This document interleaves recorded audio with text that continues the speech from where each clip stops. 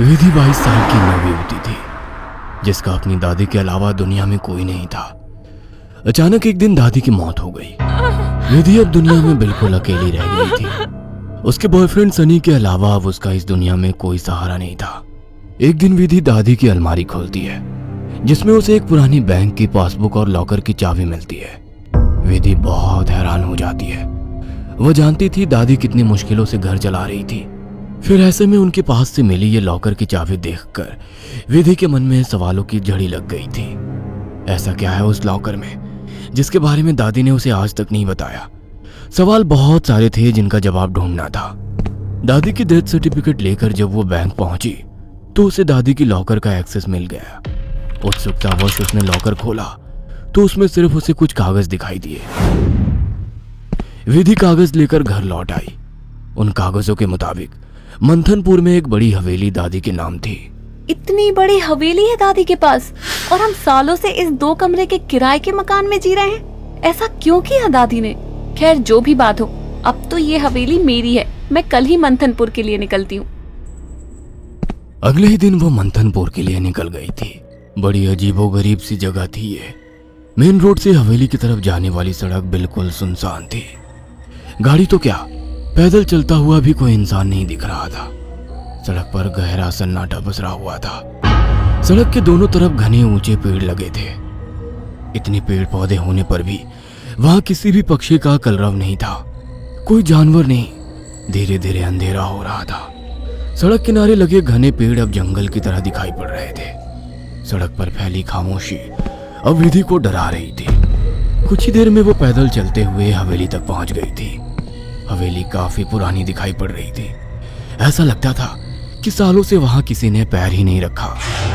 हवेली के 500 मीटर के दायरे में गिने चुने ही मकान थे और जो थे वो भी खाली पड़े हुए थे। विधि के मन में कुछ अजीब सी उथल पुथल मची हुई थी। मेन गेट खोलकर वो हवेली के अंदर पहुंच गई। अंदर का नजारा देखकर वो दंग रह गई थी। पूरी हवेली जगमगा रही थी। अंदर महंगे फर्नीचर और सजावटी सामान देखकर विधि का मुंह खुला का खुला रह गया था। अरे वाह, ये हवेली तो बहुत वेल मेंटेन्ड है। लगता है यहाँ जरूर कोई रहता है। हेलो, कोई है? कोई है यहाँ? विधि पूरी हवेली में घूमकर वहां रहने वाले व्यक्ति को ढूंढ रही थी। ढूंढते ढूंढते वो हवेली के अंदर आकर देखने लगती है। तभी एक बूढ़ी औरत ना जाने कहां से विधि के सामने आ जाती है। बूढ़ी के चेहरे पर गहरी झुर्रियां थी और कमर झुकी हुई थी। काला लबादा पहने, आधा मुंह पल्लू में छिपाए वो औरत बेहद डरावनी लग रही थी। आउच! डरा दिया आपने। क्यों आई हो यहाँ? लौट जाओ। मैं कहीं नहीं जाने वाली। ये मेरी हवेली है। बाय द वे, आप कौन? यहाँ कोई नहीं रह सकता। शैतान रहता है यहाँ। लौट जाओ। शैतान? Very funny. अच्छा, तो हवेली हड़पने के लिए ये स्टोरी बनाई है आपने? विधि कुछ कहने वाली होती है, तभी वो देखती है कि बूढ़ी औरत हवेली की ओर देखकर कुछ सकपका गई है और अपना चेहरा ढकते हुए वो अचानक ही अंधेरे में कहीं गायब हो जाती है। बड़ी अजीब औरत थी। कुछ स्ट्रेंज ही जगह है। विधि हवेली के अंदर आ जाती है और अपना फोन निकालकर सनी को कॉल लगाती है। हेलो सनी, तुम विश्वास नहीं करोगे, ये हवेली तो हमारी सोच से भी ज्यादा खूबसूरत है। तुम बस जल्दी यहाँ आ जाओ। हाँ, मैं आज रात को ही निकलता हूँ। सुबह मिलते हैं, बाय। अगले दिन सुबह सनी भी हवेली पहुंच गया था। अरे यार, कहाँ फंसा दिया विधि ने। अंदर जाने तक का रास्ता नहीं है। हर तरफ झाड़ियाँ, पेड़ पौधे। ऊपर से मुझे कहा कि मेरी सोच से भी ज्यादा खूबसूरत है हवेली माय फुट। सनी बड़बड़ाता हुआ मेन गेट से अंदर जा रहा था। बाहर का कंपाउंड क्रॉस करने के बाद अब वो दरवाजे के सामने था। उसके नॉक करने से पहले ही दरवाजा खुद ब खुद खुल गया। सनी हैरान रह गया था। अंदर पहुंचकर उसने देखा हॉल में कोई भी नहीं है। विधि को पुकारते हुए वो अंदर बेडरूम की ओर बढ़ गया। बेडरूम के अंदर का नजारा देखकर सनी ने दांतों तले उंगलियां दबा ली। विधि अंदर बेड पर बैठी हुई थी। उसके लंबे बाल खुले हुए थे और उसके चेहरे को ढके हुए थे। बालों के बीच से उसकी लाल खून आंखें दिखाई पड़ रही थी।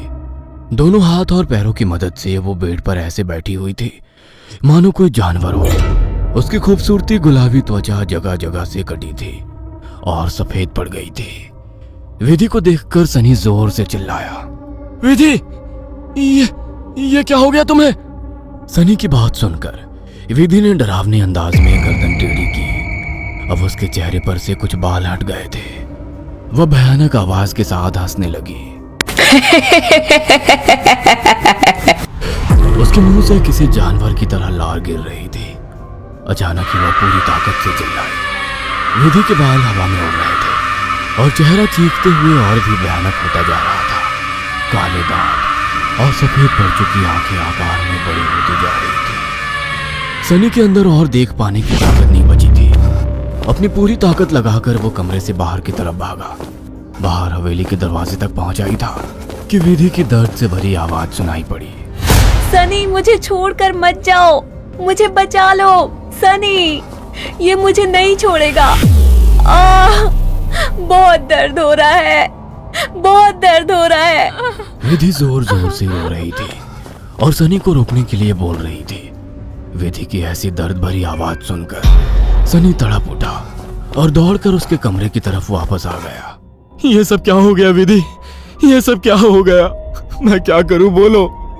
बहुत भूख लगी है, तेरा खून पीना है। इतना कहकर विधि अजीब तरीके से मुस्कुराने लगती है और अपने हाथों और पैरों की मदद से जमीन पर रेंगते हुए सनी की ओर बढ़ती है। सनी बिजली सी तेजी दिखाकर कमरे से बाहर निकल आता है और कमरे का दरवाजा बाहर से बंद कर देता है। सनी की कुछ समझ नहीं आ रहा था। वह विधि की मदद करना चाहता था। उसे ऐसी हालत में छोड़ना उसे मौत के मुंह में धकेलने जैसा था। वह बाहर जाकर मदद मांगने का निर्णय लेता है और तुरंत बाहर निकल आता है। हवेली के अंदर दूर दूर तक केवल सन्नाटा छाया हुआ था। अंदर से रह रहकर विधि की दर्द भरी चीखें सुनाई दे रही थी। मदद की उम्मीद में सनी दौड़ते हुए आगे भागे जा रहा था। तभी उसकी नजर एक चर्च पर पड़ी। चर्च काफी जर्जर हालत में था। सनी इधर उधर देखता हुआ अंदर पहुंच गया। दोनों हाथ आपस में बांधकर वो फूट फूट कर रो रहा था। Please God help me, please. कहाँ जाऊं मैं? किससे मदद मांगू? प्लीज। कोई प्रॉब्लम है क्या? मुझे बता सकते हो? फादर की बात सुनकर सनी सारी बातें फादर को बता देता है। परेशान मत हो डियर, मैं तुम्हें हॉली वाटर दे रहा हूं। जाकर अपनी गर्लफ्रेंड के ऊपर छिड़क देना। God bless. Sunny holy water लेकर हवेली लौट आया था। उसने विधि के रूम का दरवाजा खोला तो वो दीवारों पर चल रही थी। उसके मुंह से खून बह रहा था और वो जोर जोर से हंस रही थी। दरवाजा खुला देख उसने टेढ़ी सी नजर से सनी को देखा और दीवार से नीचे कूदकर उसकी ओर बढ़ने लगी। सही समय पर सनी ने हॉलिव के ऊपर छिड़क दिया। एक जोरदार चीख के साथ दूर जा गिरी और एक काला सा साया कमरे से बाहर की तरफ जाता हुआ दिखाई दिया। विधि, वो चला गया। तुम ठीक हो? हाँ, वो चला गया, लेकिन अब वो अकेला नहीं आएगा। वो बुढ़िया सही कहती थी, ये घर नहीं शैतान का बसेरा है। यहाँ एक नहीं 5 शैतानी ताकत है। जल्दी चलो विधि, हम यहाँ से दूर निकल जाएंगे। सनी विधि को सहारा देकर ले जाने लगता है। तभी विधि की आंखें पलट जाती है और वो सनी को दूर धकेल देती है। सनी जाकर दीवार में टकरा जाता है। तभी फादर वहां आ जाते हैं। मैं जानता था यहाँ एक नहीं बल्कि कई शैतान हैं जो तुम्हें नुकसान पहुंचाने की कोशिश जरूर करेंगे। तुम्हारी दोस्त पोजेस्ड है, यह आसानी से उसका शरीर नहीं छोड़ेंगे। मुझे ही कुछ करना होगा। फादर हॉली वाटर को विधि पर छिड़कते हैं जिससे कुछ पल के लिए शैतान कमजोर हो जाता है। उसी समय वे दोनों उसे बेड से बांध देते हैं। उसके बाद फादर प्रेयर बोलने लगते हैं और वाटर की कुछ बूंदें उसके ऊपर गिराने लगते हैं। विधि पूरी ताकत लगाकर चीख रही थी। फिर कुछ देर बाद अचानक उसने चीखना बंद कर दिया। भयंकर सी आवाज में उसने कहा, ये मेरा शिकार है, तुझे क्या लगता है इसे बचा लेगा? इसके बाद विधि ने झटके से अपने दोनों हाथों पर बंधी रस्सी को खींचकर तोड़ दिया और अपने हाथों और पैरों को उल्टी दिशा में मोड़ने लगी। कट कट की आवाज के साथ उसकी हड्डियों के टूटने की आवाज आ रही थी। विधि की दिल को चीरती चीखों को सुनकर सनी की आंखों से भी आंसू बह रहे थे। फादर ने वाटर छिड़कते हुए विधि के चारों ओर एक गोला बना दिया। अब वो उस गोले से बाहर नहीं आ पा रही थी। फादर लगातार प्रेयर कर रहे थे। अचानक कड़ाक की आवाज आई और विधि की गर्दन पीछे की तरफ घूम गई। विधि का शरीर निढाल होकर जमीन पर गिर गया। सनी पागलों की तरह विधि विधि चिल्ला रहा था।